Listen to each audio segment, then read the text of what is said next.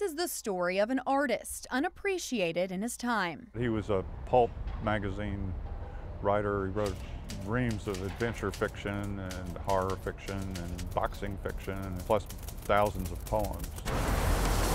But it's also the story of a fan's devotion that brought these words to life. For so long, Glenn was the gatekeeper and really the steward of Robert E. Howard's legacy.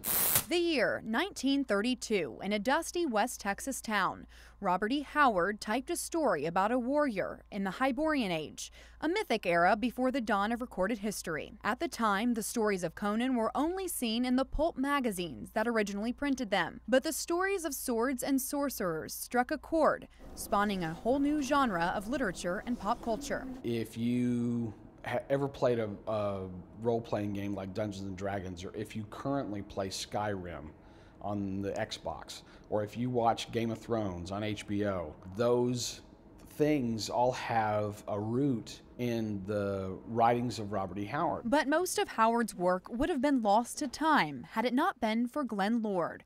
In the 60s, Lord tracked down Howard's writings, little by little collecting over 15,000 pages of original manuscripts, maps, letters, and more. Glenn has always been the most important person, the most important name in Howard fandom, and so to know that it's going to endure is so fantastic. Glenn Lord's collection of Howard's pioneering body of work will be on display and preserved at the Harry Ransom Center so future generations can enjoy this Texas treasure. Howard's work is unmistakably Texan.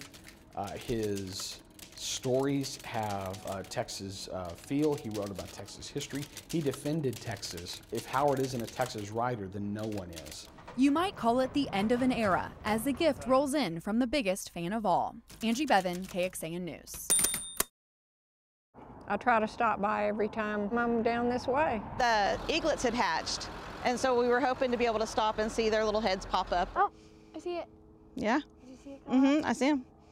His head's up. Every time I come, I see people I saw people from Houston yesterday. I've seen people from just all kinds of places. See the mom maybe the dad? Nature right up close. It's something that we don't see, of course we don't see it in West Texas, but it's something we just don't see every day. It's a great learning experience for them.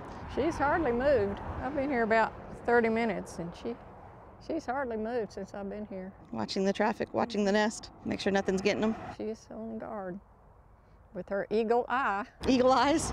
Yeah. It's just such a miraculous thing.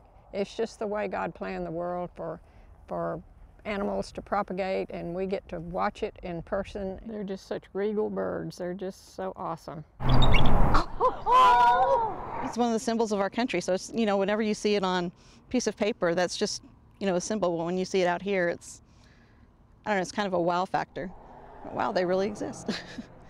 And there's some in Texas.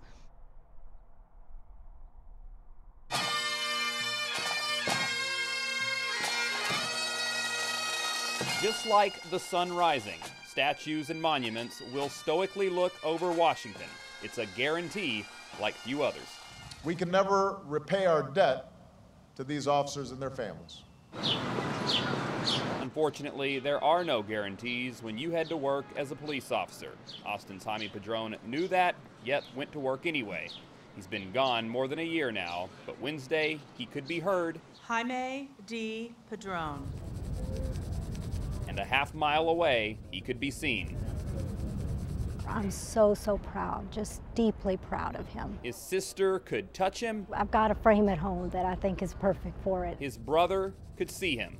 It's comforting, it's comforting to see that he's honored. And in front of the nation's capital, his two young daughters got to tell their father that they love him. With heavy hearts, to carve their names in stone, so that all will know them and that their legacy will endure. It's one of those guarantees. No life will last forever, but there are some guarantees not even time can erase. And he'll always be here. We're going to be gone and he'll always be here. Here, in a place his family can see, to go along with the place that they've always felt. His memory will never die. Love never dies, and so we hold on to that.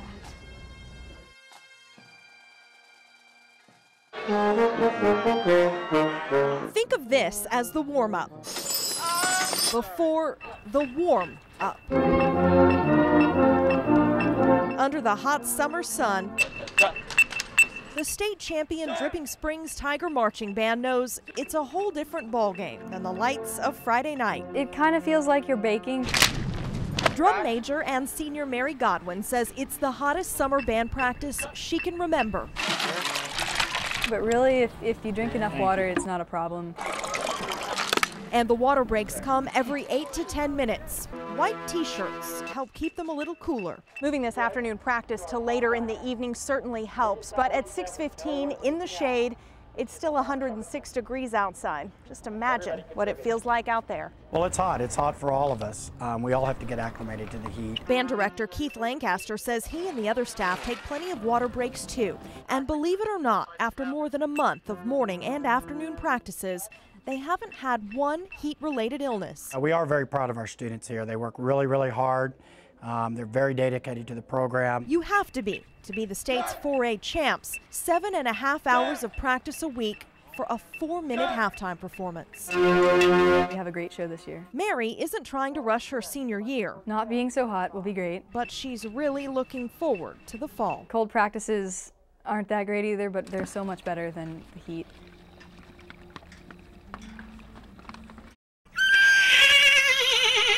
The horses are ready to go. Something is catching them.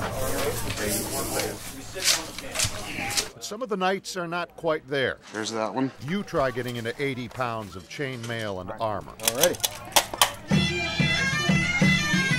Cue the band. It's time to saddle up.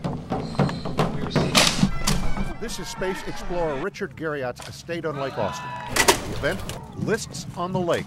Its 6th year here, the first time open to the public. 22 knights competed from around the country, one even from France. It's not a stunt show, this is an actual competition. Just ask Kelly Hicks. It's all about style, it's all about, hitting each other properly, but also you are taking hits, it's kind of an adrenaline rush thing, You get that nervousness, I guess like skydiving or anything else like that, because think about it, not a lot of people want to jump on a horse, run down with 85 pounds of armor on, and get hit by their buddy with a big stick.